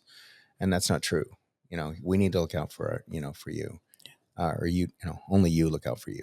Because $1 billion question is, if God forbid another pandemic hits, what do you do? Who do you go to? Can't go to the government. No way. Well, first of all, I don't think pandemics exist, period. Okay. I think they're all fake, just like this is fake, just like the Spanish flu was fake, just like the swine flu, in 1970s was fake. The SARS was fake. I think Ebola is fake. I think it's all done. HIV is fake. Okay. HIV is fake? It's fake. It's just like you talked about this earlier about people going to the hospital and dying. Okay. The people dying from HIV were dying from AZT. What is AZT? AZT was the medication that Anthony Fauci put out there to save the people from AIDS. Anthony Fauci used the whole AIDS epidemic as a trial balloon and everything for what he did with COVID. He took medications off the market. You got to read the book, The Real Anthony Fauci, if you haven't read it. Well, there's videos of him testifying, or not testifying, but there's videos of Anthony Fauci on record saying that HIV can be transmitted through aerosols, through droplets, the same shit that we heard during COVID. And he was talking about that kids can get HIV. And this was, what year was this? It was like in the 80s. 80s, right? But he did the same thing. I've talked about this on the show many times. Same thing he did back then as he did with COVID was similar to the emergency use authorization that didn't allow any doctors. Well, the EUA didn't come out until 2005, so he didn't have the benefit of the EUA. Right, he didn't, but he utilized it now as far as banning the ivermectins, hydroxychloroquines, and everything else that worked. Back then, they had immunotherapy for HIV, and he banned that. He said, "You need to get on AZT." They had Bactrim for the treatment of PCP pneumonia. Yeah. Okay, and he banned the treatment. And he took away, I mean, I can't remember the specifics about it. I should probably study this a little bit more. But he actually did the same thing. He banned certain medications, forced people to go get AZT. And that's why the people died. Same reason the people died here by going into the hospital and being ventilated and not being allowed to have hydroxychloroquine, high oxygen tension, high oxygen flow. Oxygen toxicity has a lot of the same symptoms that people are dying from, with quote unquote COVID symptoms. Okay. So the same playbook that was used in the 80s for HIV was done on a worldwide scale in 2020. Our insurance company is giving you the runaround. Stop stressing and start winning. Public Assist goes toe-to-toe with the insurance companies, so you could get paid every single dollar that you deserve. Fire damage, water damage, storm damage. Has a tree gone through your house? Public Assist has your back. Don't wait. Call them today. 818-242-0998. 818-242-0998. Are you looking for a place to kick back and celebrate? Well, the Glen Arden Club has got you covered. Upstairs, you got a private lounge with a cigar room. Downstairs, you got the moose den where you can have cocktails and private events. Hey, are you even hungry? They got an outside pizzeria serving one of the best pizzas in town. If you're interested in becoming a member with the Glen Arden Club or booking an event, contact the WiseNuts. We'll connect you to the boys at the Glen Arden, and you could become a member here or host your next gathering. You said oxygen toxicity. What is that exactly? Is that what we were mentioning as far as the same oxygen kind of being recirculated? Or No, oxygen toxicity, meaning high flow, 100% oxygen. also oversaturation of oversaturation of oxygen in people's bodies has a lot of the same symptoms as what people are dying from the symptoms, signs and symptoms that people are having from COVID. And it's hard to do, and you can talk to people, and I'm not an expert in this. I'm just throwing that out there, but you can talk to people that, EMF radiation has the same symptoms as what COVID has. Okay. And you can talk to a whole bunch of people that will sit there and tell you that none of this had anything to do with the virus at all, that all it was is them turning on 5G EMF. And the first place that 5G EMF was used, do you know where that was? Where? Wuhan, China. Oh, fuck. I knew you were going to say it. I was like, don't say it. I'm not an expert in it. I'm not, you're just a conspiracy theorist. Theorist. You're just, it's kind of, but it's like my sister sent me something this morning that said people should stop calling us far right. They should just just start calling us right so far. Okay. I like that. Yeah. Now, if you weren't fortunate enough where the current administration dismissed you, what do you think the outcome of your trial would have been? It would have been left up to a jury. And the way our trial was going, I don't think that I would have been convicted. And let me caveat that. Obviously, you never know what a jury is going to come up with. Okay. But the government was having a really hard time proving their case. They had to prove a couple of things. In order for me to have committed fraud, and have it be a felony fraud conviction, they had to prove that the value of the vaccine was worth more than $1,000. The only document that they presented at trial showed that they paid a penny for the 2,270 doses. So again, mathematically, 2,270 doses at a penny is $22.70. They had Gary Disbrow, who was the head of BARDA, who was in charge of BARDA and was instrumental in the negotiations of all of these contracts that, surprisingly, it's the DOD that was having with Moderna and Pfizer and J&J. But they couldn't present that contract at trial because two things. One, they tried to do a redacted contract, which we wouldn't allow because it didn't have dates or signatures or names or amounts or anything. It was just, they were just trying to show a contract, a 50-page contract with each organization.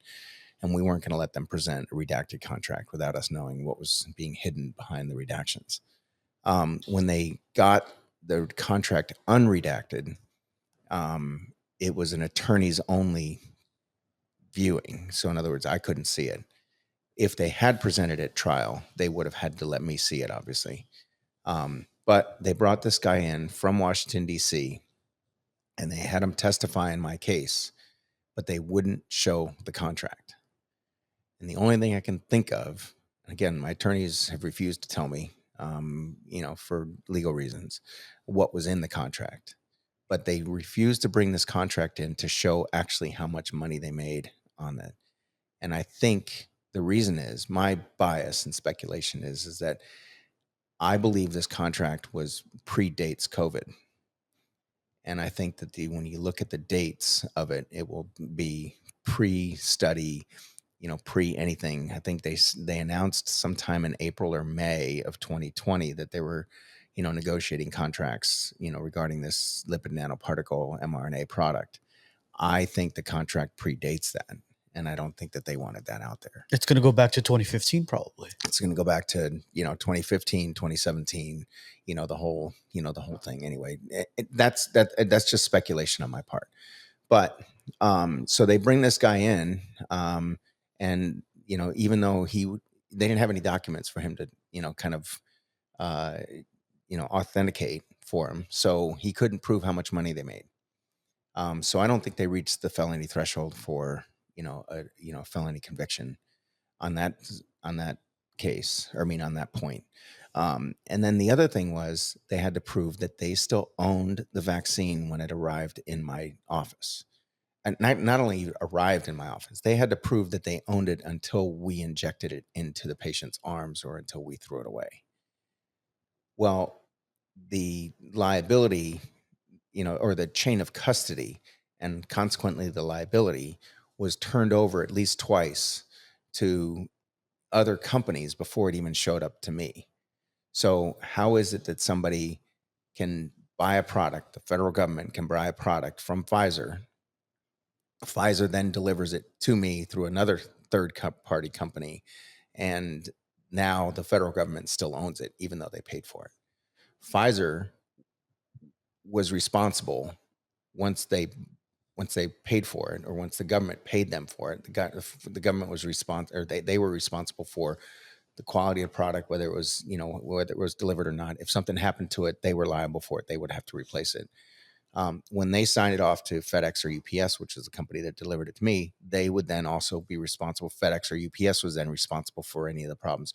So you can't have ownership of a product when somebody else is subject to the liability and has to replace it at that point. And then with Moderna and J&J, there was another third party, which was McKesson. So they were storing the vaccine at their location. So Pfizer would buy it, or sorry, McKesson or Moderna would, have the product. They would deliver it to McKesson. McKesson would store it, and then McKesson would hire FedEx or UPS to deliver it to me. Well, we got them to also agree that McKesson and or FedEx or UPS was all responsible for it if their trucks blew up or caught on fire or something like that. So then how does the government then retake ownership of it when it shows up at my door? And that's just defies logic or defies any common sense. So without those two things, I don't know that they would have been able to convict me. Again, you don't know, okay?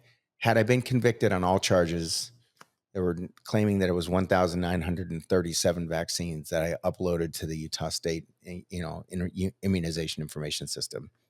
Had I been convicted on that, the maximum charge, and they convicted me on the destruction of government property, which again, I explained earlier why I didn't think that they could, I was required by law to get rid of it. So regardless of whether I asked her to do it or I didn't, but I didn't. They were expired. They were expired anyway, so I was supposed to throw them out. But if I'd been convicted on all those charges, fraud essentially gets put down on like a chart. And without, anything else going in there, you kind of fall within a certain range. And my attorneys, when I first hired them in January of 23, told me that, based upon past history and everything else, I probably would have spent somewhere between 17 and 28 months in jail, and had to have paid a fine of, that was before the destruction of government property, tampering with evidence charge. So I don't know what that would have carried an additional, thing, but 3 years maybe. And that wouldn't automatically give permission to the state to revoke your license? Yeah, my license probably, with a felony conviction, would have been revoked immediately. Yeah. So you would have lost your career, everything you've correct worked for the past 45 years, basically. Correct. I'm curious if the government has any idea who is or isn't vaccinated, whether it's through, and I'm not talking about through records. I'm talking about through blood work. What's actually in us? Yeah, well, you need to talk to a guy by the name of Dr. David Nixon. He'll tell you what's in you. It's an Australian physician that I met. What's his stance on all this? He says that it's all contaminated and that it's all, they don't even call it self-assembling nanotechnology. They just call it nanotechnology that's in there. Again, I don't know whether to believe that or not. I don't know. But, there's evidence that it's out there. Graphene oxide has been shown, or at least some people have shown that it's even in San Pellegrino bottles. If you take the bottle and spin it and everything else, eventually it'll settle to the bottom. And that, they've found evidence of nanotechnology in just lidocaine, injections, like topical and injectable lidocaine. Really, in lidocaine. Again, I'm just saying what I've seen. I'm not an expert. No, on this any of is that. great because it's conversation that takes place. We've talked about a lot of this stuff in 2020, in 2021, where people would look at us and be like, "You guys are crazy. You have no idea what you're talking about. You have to trust the science." Everything was trust the science until people began to drop dead. People began to have heart attacks. People began to have aneurysms. People began to have blood, like all these other things that were taking place. You had athletes dropping on football fields, on soccer fields. Kyrie Irving was a basketball player who basically said, "You know what? I'm not taking the vaccine," and they canceled him. They didn't allow him to play at any sort of basketball event or any sort of basketball game. Djokovic, Aaron Rodgers. Yes. Yeah, well, Djokovic, right? I mean, he missed 2 Australian Opens in the peak of his career, which would have put him, 2 more championships, potentially 2 more championships ahead of, ahead of the current record that he shares. Aaron Rodgers, there are right now, the CDC likes to tell you that 3/4 of our country has been vaccinated. Okay. My guesstimate is that it's at least 25 points smaller than that. 100% it is. Okay. It has to be. I think that, there's probably half our country that has been vaccinated. There's a lot more people out there that were doing what I was doing in 2022. Maybe it was 2023. When was Tucker Carlson fired from Fox? 23, if I'm not mistaken. So I think slightly before that, when he was on Fox Nation, and maybe when you're looking this up, look up Fox Nation, Ed Dowd, Tucker Carlson, and he did a Fox Nation podcast with him. Who did a podcast with him? So Tucker did when he was on Fox Nation. I guess it wasn't a podcast; it was a television show. He did a 1 hour, he did a 1 hour interview with Ed Dowd, and he talked about Ed Dowd's book. Towards the end of that video that they did, Ed Dowd talked about having gotten a COVID card without having gotten a vaccine because he knew somebody. And Tucker Carlson said, "Well, I really hope there's a lot of other docs that are out there doing that." And, I know there were. Okay. I don't know him personally. I don't know anybody else that has done this. But I know there are. And I'm sure, like with anything else. I mean, ironically, I remember Pfizer's CEO at the time, even when they asked him in one of his interviews, "Did you get it?" He said, No, there's other people out there who need it more than I do. Me. Yeah, I'm in pretty good health. I don't think I should be first. And he was exempted from it, and all CDC employees are exempted from it. All HHS employees are exempted from it. Yeah. All of that. So Tucker Carlson, April 24th of 2023. So it was in 2023. Ironically. I know, huh? April 24th. Yeah. So that's when he left. And then as far as the episode with Ed Dowd, I can't find when exactly that was. Okay. But it's what's concerning to me now is what are the long-term effects of these individuals who were forced into getting the vaccine? I really don't care, and it sounds horrible for me saying this. The ones that went in there and took the vaccine and were okay with it, thinking that, oh, you know what, we're saving lives and this is the right thing to do and to trust the science. You know what, for you, whatever happens to you, it is what it is. I'm sorry, but for the individuals that were forced to take the vaccine, what do you think the long-term effects are going to be? I don't think we know the answer to that. I think these people have been poisoned. I think they're shedding on us in some capacities. I don't think it's limited to just their exposure. I think the more shots you have, the higher your risk. There was an article that was published in a journal called MDPI in Switzerland that was actually reviewed by Nick Hulscher and Peter McCullough, that talked about a 37% reduction in life expectancy. 37% reduction in life expectancy, which is approximately 30 years, 29.6 or 29.4 years. So that means if you were born now, and and you get 2 shots or more. And babies are still getting shots at 6 months. They get three COVID shots by the time they're 9 months old. But the statistics showed that there was a 29.6% reduction in life expectancy from approximately 80 years. It's a little, it's a little less than that. It's like 78 and change. But the life expectancy then is 30 years less than that. So 80 to 50. So we're going backwards. And one of the stats in that was if you were injected, if you're 30 years old and you've had 2 shots, then your life expectancy, you're not expected to live past the age of 55. You mentioned this earlier in terms of athletes.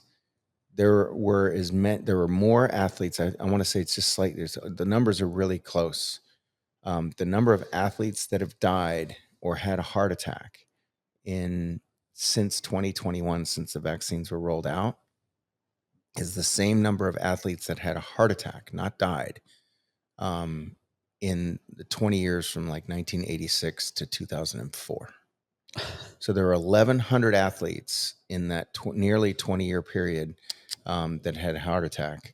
But there have been the same number of athletes that have died in the 4-year period from 2021 to 2025. Yeah. Now, there's a lot of people that argue with those statistics, and athletes have heart attacks all the time, but it's the same people that say that we're just better at diagnosing autism, okay, now than what we were before. I'm 60 years old, okay? I don't know nobody that's my age that's autistic. Nobody, all right? Autism started in the late 80s, early 90s. Let's just say 1990, okay? So we're 35 years into that. So it's, a generation, maybe a generation and a half below me. But the numbers in California are 1 in 24. 1 in 4, okay, that are potentially autistic, okay? The stats that are out there are saying that if we continue at the current rate that we are in right now, it'll be 1 in 2 by 2032. And by 2060, we'll all be autistic at that point. That's so fascinating what he just said. Did you guys hear that? He said he's 60 years old and he knows nobody of his age or his generation that's autistic. Elon Musk, no? No. No, man. He's absolutely right. Like if I go to my dad and I ask him, or my mom and ask her, you never went to school with Down syndrome. Down syndrome, I know a few. Down syndrome is different. That's more. Autistic, Down syndrome is a chromosomal kind of. But I don't know anybody. I didn't grow up with anybody that was autistic. I don't remember anybody in my friend group that was autistic. I didn't have anybody in my college or high school or middle school or anybody. Granted, probably not going to college if they're severely But you don't autistic. think they called it something else? Maybe No, it wasn't. It's very fascinating. I really want to look into that. Well, you would have. He would have probably remembered some of the symptoms of their behavior or whatnot. It's not. Forget about the diagnosis. So what I'm curious about is as far as what the response has been while you were going through trial and the accusations and all that versus post the dismissal of your case, as far as from your colleagues and other doctors, whether it's just locally in Utah or around the country or around the world. What's been the response from them? Have a lot more of them come out and say, you know what, I wish I would have done something like you and saved so many lives, or has the response been more so about, well, you were just lucky you got dismissed. If it wasn't for the administration, you would have gotten what you deserved, which is, whatever, up to 35 years in jail. What's been the response from other physicians around the country? That's a really interesting question, and I get it asked quite a bit. And it goes back to what you were talking about earlier in terms of kind of the status and the state of healthcare and government and everything where we are. was pretty much, look, as a plastic surgeon, you're not really interacting with a lot of other physicians in general anyway, especially when you're cosmetic. You might be interacting with some of your colleagues. And you typically kind of tend to be, your friend group tends to be pretty small from your collegial aspect. But I've had some discussions with a lot of my colleagues and friends, people that I went to medical school with, and the majority of them were kind of just like anybody else, I think, as far as the medical, profession, kind of hook, line, and sinker, swallowed the whole thing. And not one of those people has even reached out to me to say, hey, good on you. Glad you did what you did. Glad you stood by your principles. Not one of them has come back and said, look, Kirk, you were right. I'm sorry. The vaccine really isn't a good idea. Nobody. And I'm not kind of playing the world's tiniest violin here. I've been, kind of in a sense, as a plastic surgeon, you're kind of off on your own, like I said, anyway, kind of a maverick. And, you're not super involved with a lot of other physicians, but it's been a really interesting thing. I think that's just demonstrative of where we are in kind of the status and the state of medical treatment. And I think it's only gotten worse since I went to medical school. I mean, I finished school in 1993. And I think the schooling and the education has gotten even that much more of an indoctrination, and people are really scared to kind of step out. I think medicine has gotten to be a very algorithmic approach. I think, I always go back to when we were taught how to take care of patients just from the get-go. Somebody comes in with abdominal pain, or somebody comes in with any complaint, whatever it happens to be, sore throat. Your job as a physician is to look at anything and everything that it could possibly be that's causing that problem. Okay. And that's called a differential diagnosis. And you need to kind of just put up anything and everything that's there. You just you throw everything up against the wall. And you write everything down that it could possibly be. And then through careful questioning and a good history, a physical exam, directed testing, and follow up, and in those types of things, you eliminate all of those other things that you figured out that it can't be. Okay. And what's happened is, we just don't do that anymore. You have this list, this piece of paper, that is list anything that it could possibly be, and that's all you're limited to. And so you don't think outside of the box that you've been taught to think in. And I think we've lost that. Medications and injections and side effects of those things used to be part of your differential diagnosis. Somebody comes in and they're having a psychotic episode after having started Prozac, okay, for throwing out an antidepressant, not to throw that one out particularly, but everybody would look at that and say, well, hey, this person started this medication 4 days ago, and now all of a sudden this is what's happening to them. Then they will attribute that to that medication. But now when you get somebody that says, well, can it be the vaccine that I got 48 hours ago, or 2 hours ago, or 4 weeks ago? The knee-jerk reaction is absolutely not. There's no way that can be related to it. And that's indoctrination. That's cult. That's a religion. It's not medicine. It's not science. You have to entertain anything and everything that could be causing the problem. And we're in such a situation, and such a dire situation really regarding medicine right now, that we don't have people that can think that way anymore. And that's the That's the problem. I remember now what we were talking about. Andrew Wakefield said that he did his medical school training in the mid 80s, late 80s. I think he's a few years ahead of me. And he had the same experience that I did. 1986, 87, autism didn't exist. It was a 1 in 10,000 case load. It was never even discussed. Vaccines were never part of the discussion. And even in my medical school in the late 80s, 1989 to 1993, it wasn't a discussion really pretty much at all. I mean, we never had a huge discussion about vaccines and everything else. We were still in the infancy stages of what that was. And therefore, it was never even, again, I didn't know what autism was. I didn't know what autism was probably until, 2002 to 2005.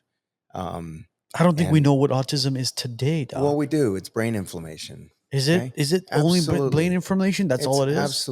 Absolutely what it is that it's a brain, it's toxicity and it's brain inflammation and it's a reaction to it. And people, and to ignore that is, again, is ignoring science. And that's what people have just gotten to the point of doing is that they ignore things that people tell them to ignore just because that's what you're told to do. We've had Dr. Joel Gator on the podcast. He's a pediatrician. And we asked him about autism.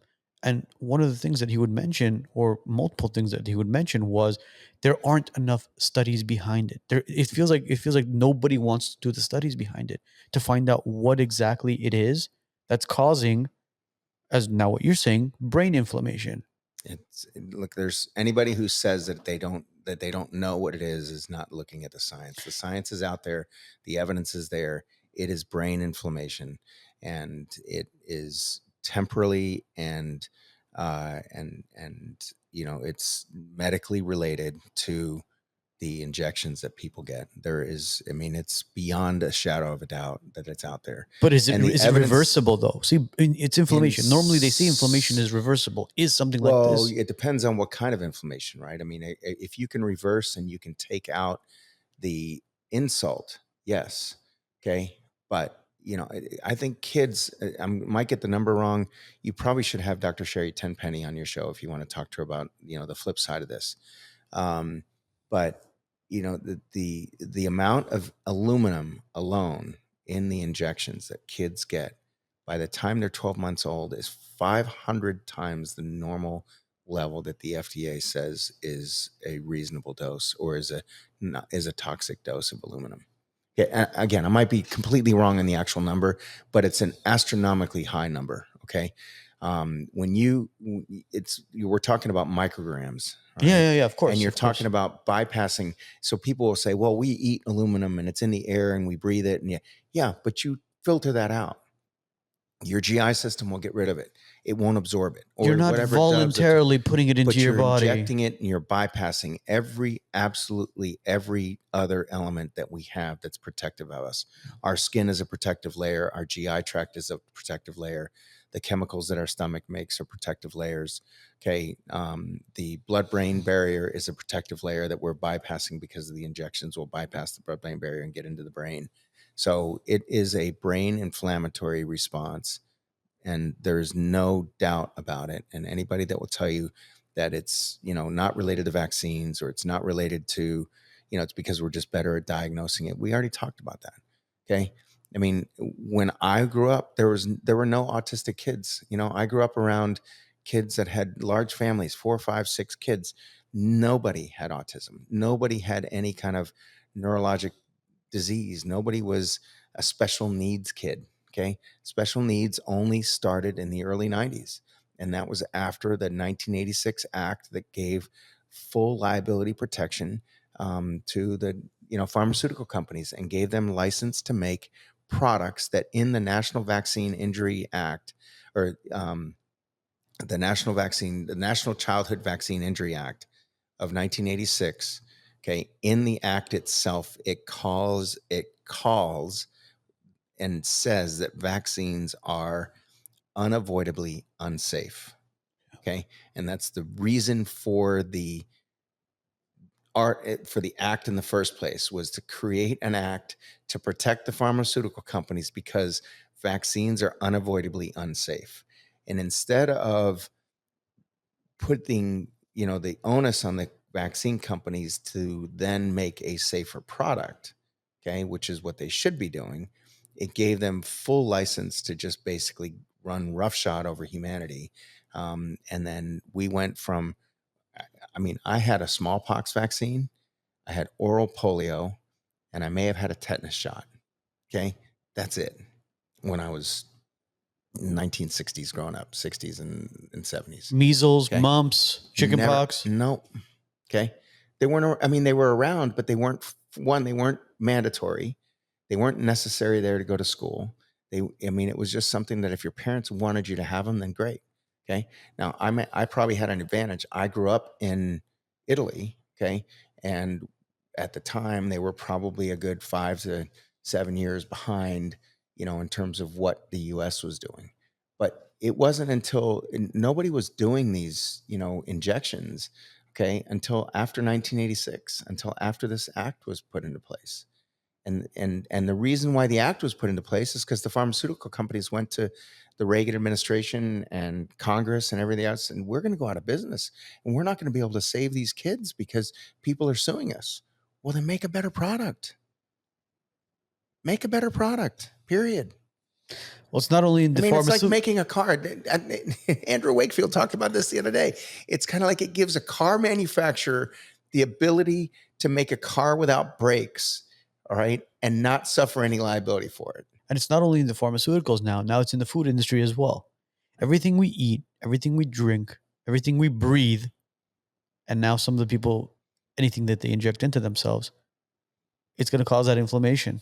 Right. Now, whether it's with autism or any other disorder. All of the scientists, you look at this, you look at the scientific kind of the morphing of science. Okay, the scientists and everybody went from nuclear technology in the 40s and 50s, okay, to the tobacco industry in the 60s and 70s, to the food industry in the 80s and 90s.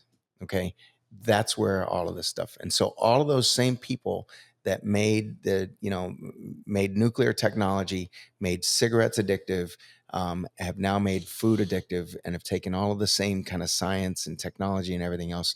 And that's where we are now. Is we're in a situation where all the additives, all of the food substitutes, all of the crap that's in it, and the air that we're breathing, and and all that stuff, it's all scientifically created to for financial gain of now the food, essentially the food. I don't have any problems with the Make America Healthy Again movement, okay, but the single most effective means to make our country healthy again is to stop the shots. Okay, first to stop the mRNA shots, and then second to stop the shots, period. And none of the shots, none of the childhood vaccine injections and immunizations and vaccinations that are on the schedule right now, not one has ever been studied against a placebo. Not one. Which tells you a lot. There are no safety tests on any of them. So if you have a pediatrician on there again, or if you have his number, and I've asked a pediatrician to present this for me for the last 25 years, and there is not one study that's on there, and there's not one vaccine that is on there that has been studied against a placebo. You know what? Ever. Why they say that is so? It's because no parent is willing to put their newborn child in a clinical study. Right. But yet they are, essentially. Well, the thing is that they never ask that. That is their excuse. They'll say that it's unethical to not give the protection to these kids over here. Okay. Mm-hmm. Well, we have those unvaxxed studies. I mean, there's families out there that have a vaccine injured child that then didn't do vaccines on their own, on their other children. And they'll tell you over and over again that the unvaxxed child is so much healthier. Okay. We have the whole Amish community that hasn't been vaccinated at all. Okay. There's a practice out of Chicago.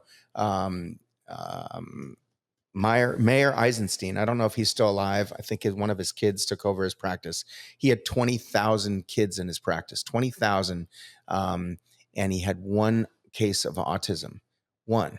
And that was in a patient, if I remember correctly. And again, this was a few years ago.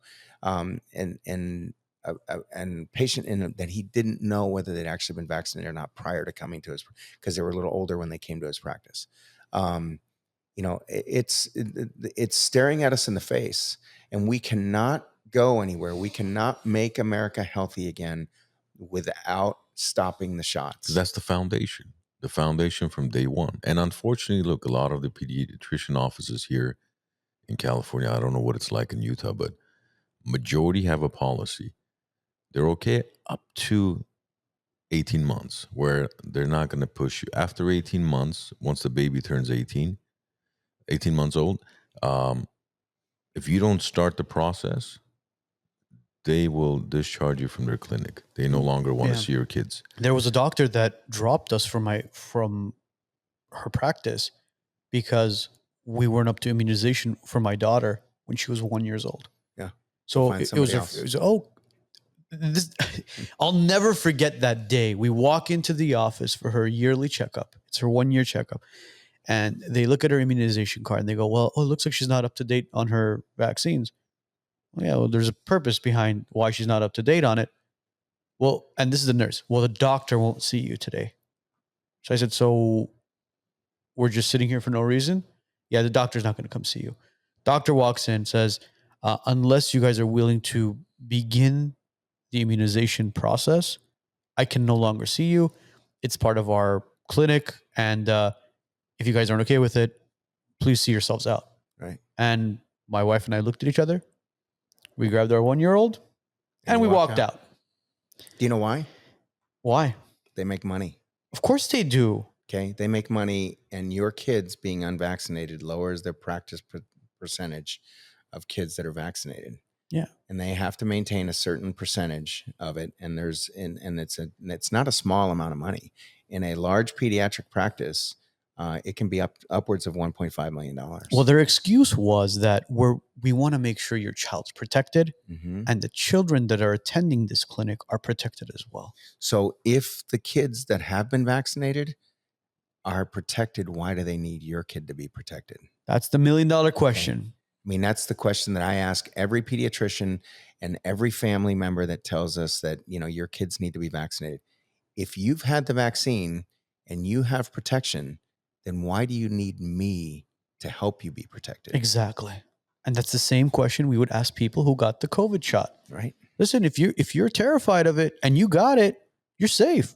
Unless you think that vaccine's not going to protect you. Right. Which is where the long pause takes place with them. Right. And they begin to think and overthink, but they won't come to the realization that it's bullshit. They don't make that full circle. They never. Can't full circle. No. Because once they're going to make that full circle, they pull the handbrake, right, and they put it back in reverse, and they go back to the way they were thinking. It was no different than the COVID one, when people were, well, you need to get it because it's going to protect everybody. Well, no, but you have it. Why are you concerned? Right. You're protected already. Don't worry about me. Right. I'll let the man upstairs. So why do all these measles all these measles kind of outbreaks and everything else? Why do they happen in the vaccinated people? If they have all this protection from this vaccine that they've gotten, then they'll just say, well, it's not 100% protection.